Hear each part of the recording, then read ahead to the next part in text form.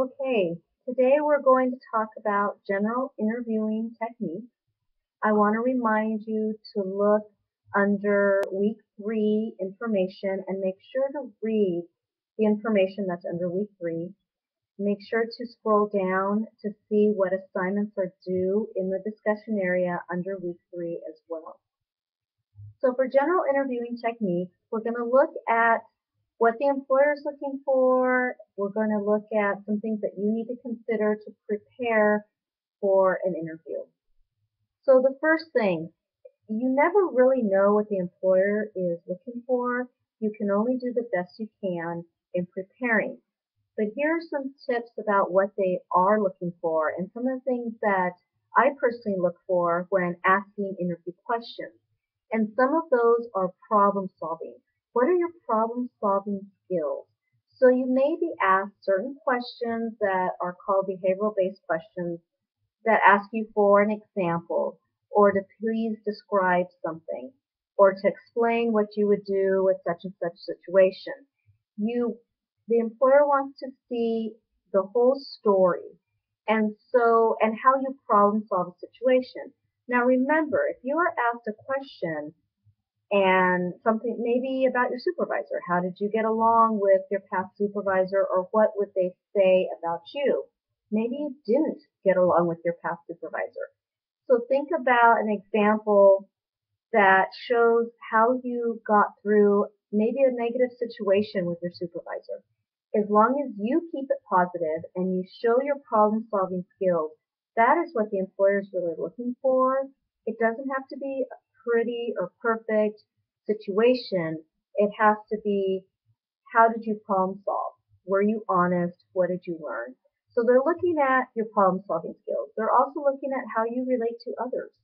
Again, interviewing is a way to get to know you and trying to see how you best fit in the organization. So they're going to ask you questions to see how you relate to others, and that also comes across when you are there. You are answering the questions, you're introducing yourself, your eye contact, things like that.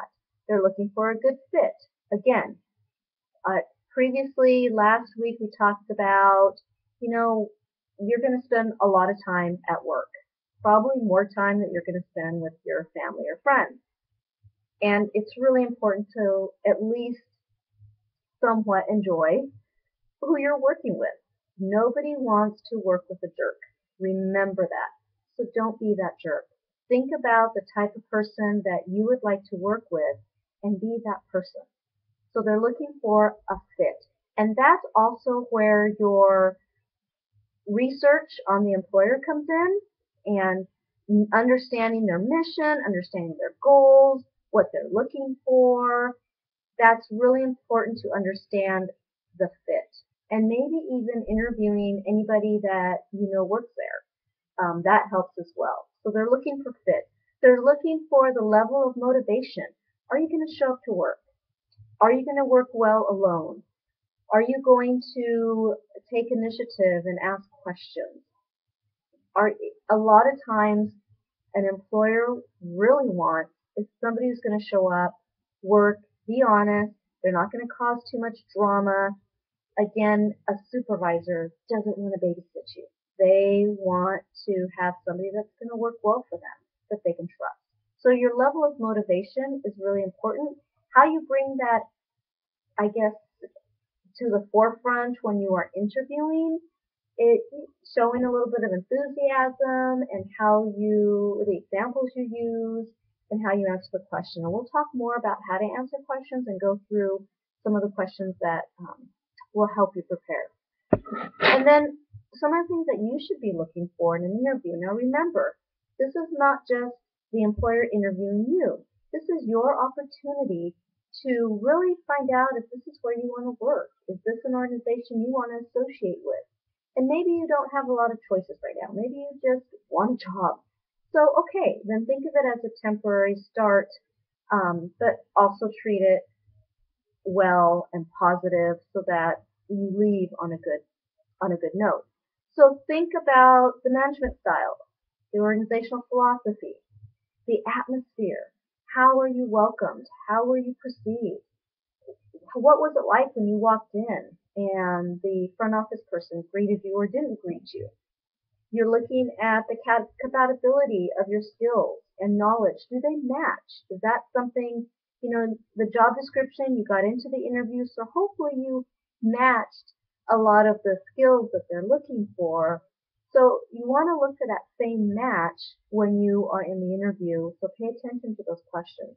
And then again, a fit between what your career goals are and what they're looking for. That's also important to you. So there's different things that you should be looking for. They look for some success indicators. So employers are, again, in the interview, they're trying to guess the type of person, the type of employee you're going to be. Are you self-motivated? Do you have a good attitude? Are you willing to work? Your appearance, your poise. Are you confident? And confident can be, it doesn't mean you have to be outgoing and jump out of your seat and be a different person in an interview. It means how you present yourself, how you answer the questions, and that can be answering them honestly and being yourself. So you don't have to be a different person in the interview. Remember that. Whether your skills are a good match, your conversational skills and your communication style, your productivity, your creativity, your teamwork, your flexibility. So there's a lot of things that employers look for in an interview, and you're not always going to know what they are looking for. So the more you prepare, the more you understand your employer, the job that you're applying for, and the more that you are just confident about what you're talking about with yourself and presenting yourself in a positive way. That's the best you can do. Some other things for preparing for the interview.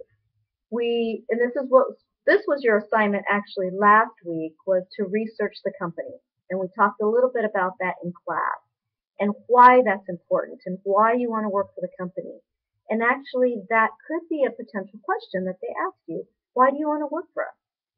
And you don't want to go, oh, well, I live 10 minutes away. It's easy to get here. You want to have a really good answer that shows them that you're knowledgeable about their company, but that you're also a good fit for that company.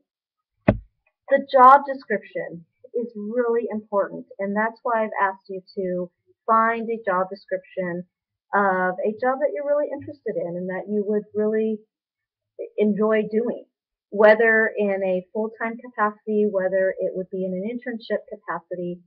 You really need to study that job description. Look at it, dissect it, go through it. It's like buying a house, and you're looking for 7 out of the 10 things that you really want. So when you're looking at that job description, you should highlight and check all the things that match you from that job description. And if you're finding that you have a lot of check marks and 7 out of the 10 things are marked, then you apply for that position. If you only match maybe 3 of the things that they're asking for, chances are you may not get an interview or even get through the application process. So the job description, it helps you to see if you match those skills, but then it gives you hints. Read the job description carefully. Look at their website. What is their mission? Is this a company that maybe volunteers in the community all the time? Like State Farm. Like a good neighbor, State Farm is there, the commercials. They truly are part of their community. So maybe you volunteer a lot. Maybe that's something that's a part of you and that you've always done. Well, that's something that you can see is a good match and you want to mention either in your interview or in your cover letter so that that company can see, oh, you're not only matching the skills, but you also match who they are and you're a good fit.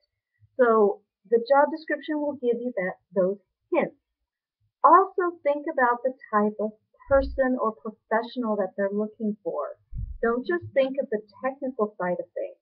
Are they looking for somebody that listens really well?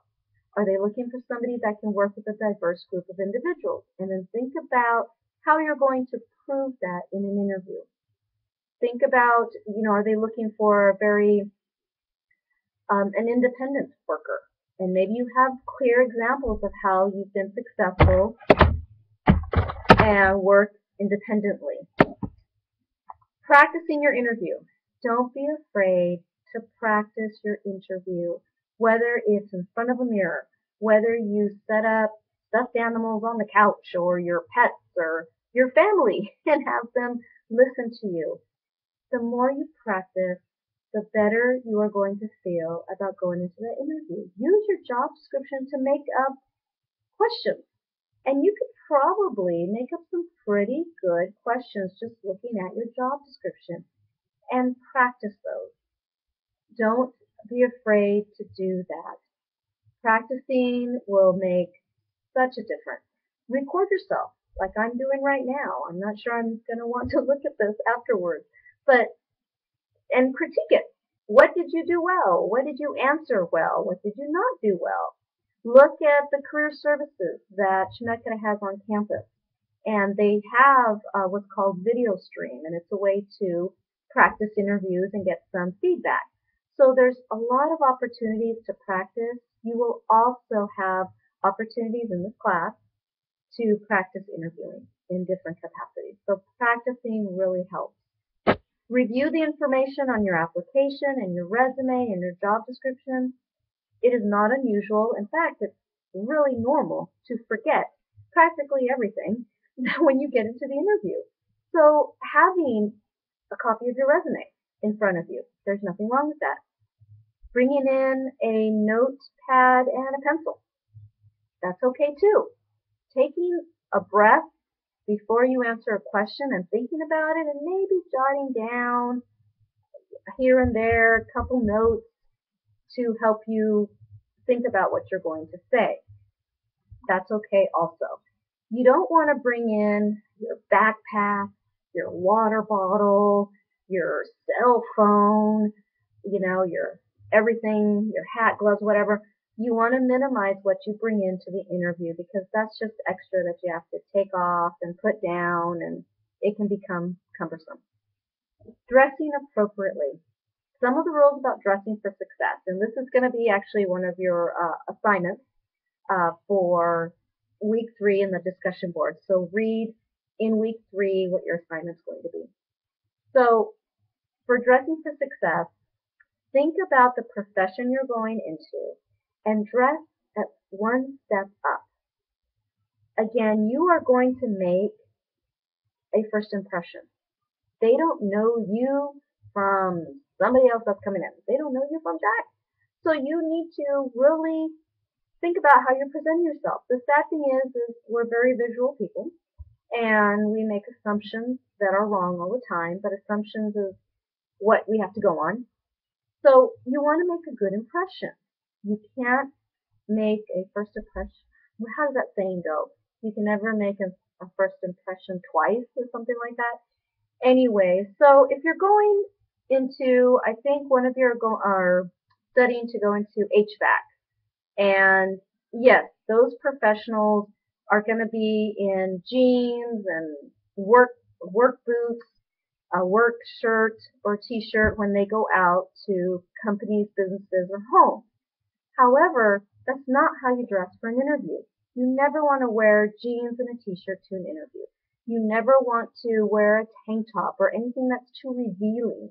Nobody wants revealing things, or it's really uncomfortable. So don't do that. Take out, if you have multiple piercings, take them out until you know the company and their policies for dress. Do not wear too much perfume or any. Some people have real sensitivity to the sense of smell, and that could give them a headache, and then in turn that gives them a bad opinion about you. Make sure that you're neat and you're clean and you're well groomed. That goes a long way. So getting back to the profession I was talking about, HVAC, okay, yes, it's a pretty casual, business casual profession. You're going to wear jeans and a t-shirt probably out to businesses and houses. However, for the interview, you want to wear a nice pair of slacks and a nice professional button-up shirt and maybe even a tie. There's nothing to say you can't dress professionally, even for a career where you're going to be crawling in houses or underneath houses or whatever it is. You want to dress well and be comfortable. Be very comfortable in what you're wearing. You don't have to wear a suit or tie or, go out and spend hundreds of dollars on an outfit. Neat, clean, a nice shirt, a nice tie, or even some nice dress slacks or a nice blouse for the females that I have in the class. If you're not comfortable in a skirt or a dress, something nice. So realistically, you only need maybe one or two really nice outfits to go out and complete your interview. And then some additional tips, some different strategies. You want to build a positive rapport with the interviewer. So when you walk in, if you have a panel interview, which you probably will, I should say, it's okay if you can reach to shake everybody's hand, look them in the eye, introduce yourselves, wait to ask to be seated. Use stories to describe an accurate picture of yourself, your skills, and your ability. An interview is like telling a story, and we'll be going through that a little more here in a minute. Use common sense in the length of your answers. Never go, well, no, I don't know how to do that. And then there's an awkward silence. You know what I'm talking about. You don't want to do that. If they ask you a question and you really don't have direct experience with whatever they're asking you, it's okay to say, I do not have direct experience working at a help desk type of situation. However, my program in computer science has had me take these courses where we were really looking at what are some of the issues that come in when somebody calls into a help desk, and how do you fulfill these tickets? And then you keep going into detail specifically about those help desk functions that you learned in school. Or maybe you completed an internship. Fantastic. Use that. It's okay to admit your weaknesses as well as your strengths. Be careful on what you say, but it's okay to elaborate and to give examples if your only experience is what you've learned in school. There's nothing wrong with that. Body language says a lot. How you sit says a lot. So don't sit down and slouch in your chair and because it just brings about a message that you really don't care to be there. So concentrate on your posture. It's okay. Try to get comfortable. Look at each person's eyes. If you're in a panel interview, try to look at each person and see if I drew. Oh, here. Can you see this? I don't know if you can see this or not. Can you see that? Okay.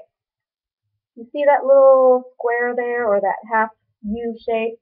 So if you are in a panel interview, go ahead and draw like a little U, and then write down the names as they start introducing themselves, so that you have a name to the two faces there in the interview. And then you can answer them by name. Well, Gary, let me tell you about that time I dealt with that customer, blah, blah, blah, blah, blah.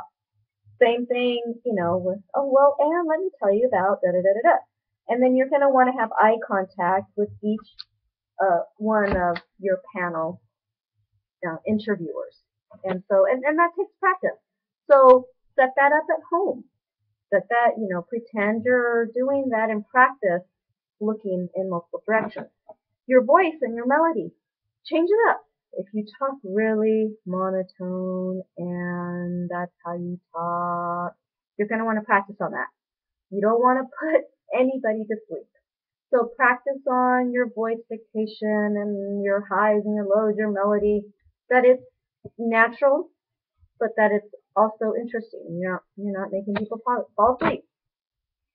When you are answering the questions in your interview, they're not just looking at what you say, what your answers are, but how you answer it.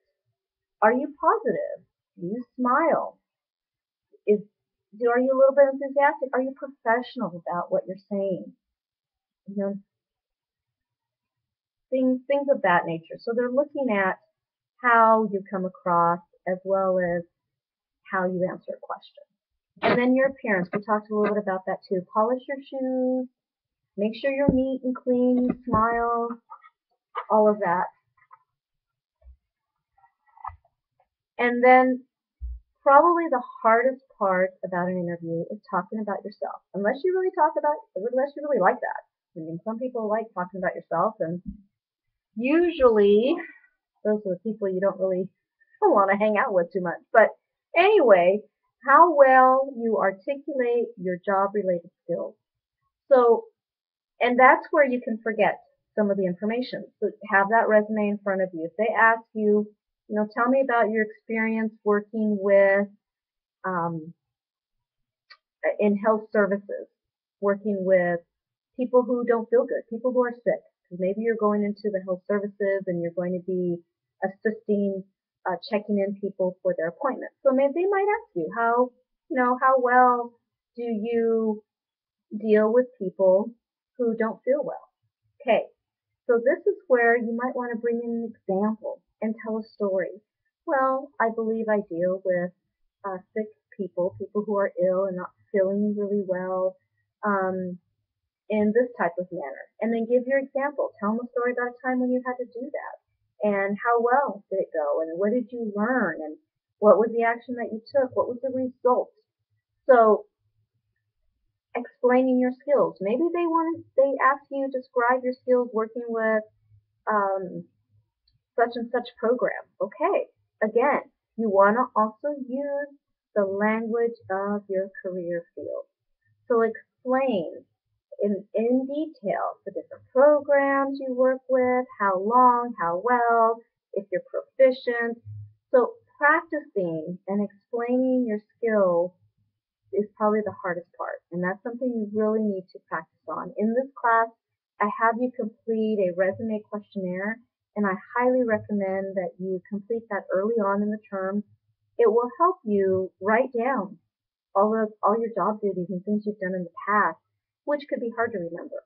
And then it'll just make it easier when you're practicing for your interviews in class and outside of class. During the interview, approach the employer confidently. We talked about shaking hands, speak positive about your skills, be enthusiastic, be honest and thorough. So typically it should take you maybe a minute, probably no more than two, when you're answering a question. You don't want to keep going on and on and on and on. But you also don't want to say yes or no, and then that's it. That's all, and you don't need to elaborate. So practice, staying within about 2 minutes when you are answering a question. And let's see. Be genuine, be sincere, take notes. It's okay to take notes. It's okay to write down questions. And actually, I highly recommend to write down at least 2 to 3 questions that you would like to ask the employer. And it could be something from the research that you did. And there's examples in notes for the class as well on the different questions that you can ask your employer. Always have at least 2 to 3 questions to ask. It looks like you are interested in the position, that you've done some research, and it just ends in a positive way. And then it's your turn to interview. Don't have too many, but have some. Avoid, and this is hard. Okay, I remember taking a speech class and my instructor counting my ums and my ands and my likes and my whatever other thing I said. It's hard not to do that. So one of the things that you can do to practice is trying not to say all the time or and or those pause words.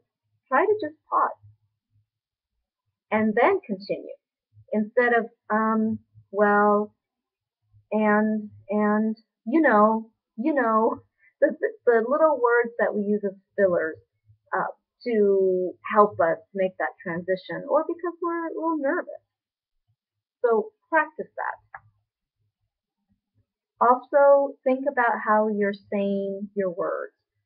In your grammar. See, I just said how you're using your grammar is important as well. The closing of the interview. Thank the interviewers for their time.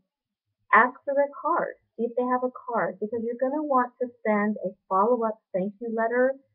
And if you have a panel interview, it's up to you whether you want to send a thank you letter to each person on that interview committee, or if you want to find out who's chairing the committee, and you can always ask at the interview or ask human resources and send them a letter and ask that person to thank the other members on the interviewing committee.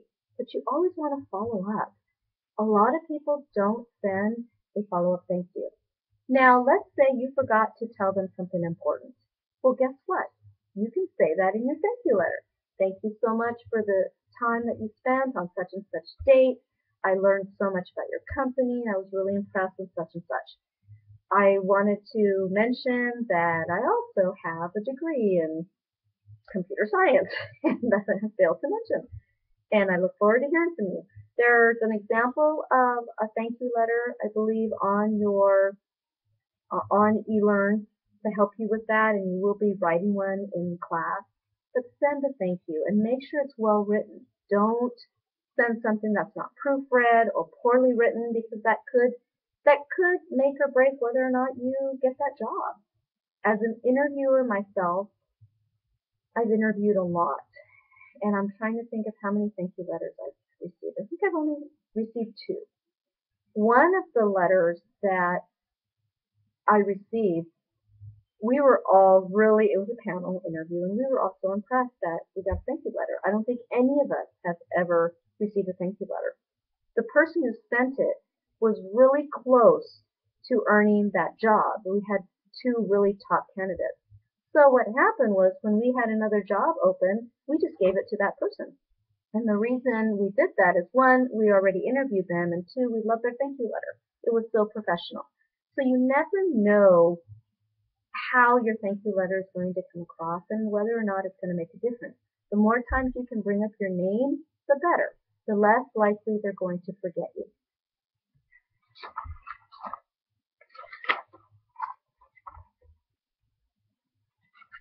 And let's see here, evaluating the interviews, completing interviews. Okay, so I think the last thing that I want to cover before, I guess to end this session, would be some of the other interviewing techniques that an interviewer may use.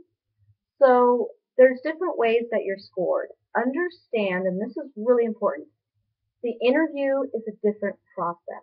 So even if they've read your beautiful resume and they've read what you can do, if you don't tell them in the interview and answer those questions thoroughly, they can't give you points for it, even if they know you've done it before, because you didn't say it in the interview. The interview is a different process than the resume and the application.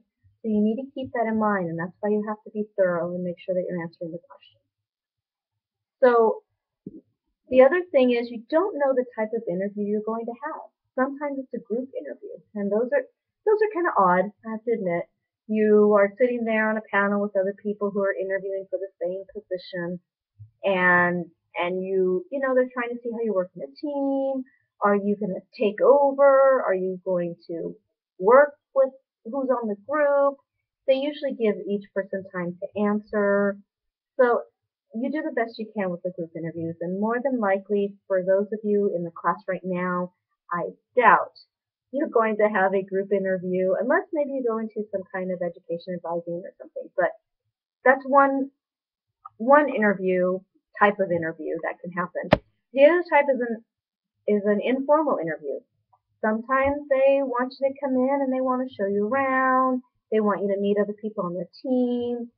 They want to have a conversation with you, and they don't have like a formal panel interview. And that's okay too. Maybe it's more important for them to have it in this type of atmosphere. So be prepared for that. Don't be caught off guard. Sometimes you don't want to tell them information they don't need to know. They need to know that you can do the job. They need to know that you're going to show up and be honest and be a great employee. They don't need to know that you skydive on the weekends. That's not important. In fact, I could drive up the insurance. So you need to kind of be careful about the informal interviews as well and what you share. Be yourself, but at the same time, kind of watch what you're going to share. An aggressive interview is a pressure type of interview. None of you in the class are probably going to have this type of interview. Those who have these pressure type of aggressive interviews are like police officers. And because they have to be able to work under pressure. So they will have a panel interview of police officers and sheriffs and, a lot of individuals with rank. And they're not going to be smiling at you, and and some are not going to be overly friendly because they want to see how you work under pressure. None of you will probably ever have that type of interview, so I wouldn't worry about that. A planned interview with planned questions is usually what you're going to get, and a panel interview, pretty much. Behavioral-based interviewing. Now, you will probably more than likely have behavioral-based interviews, and these are where they're asking you questions to describe something you've done, to give examples, to tell them about such and such and such, and they want a story.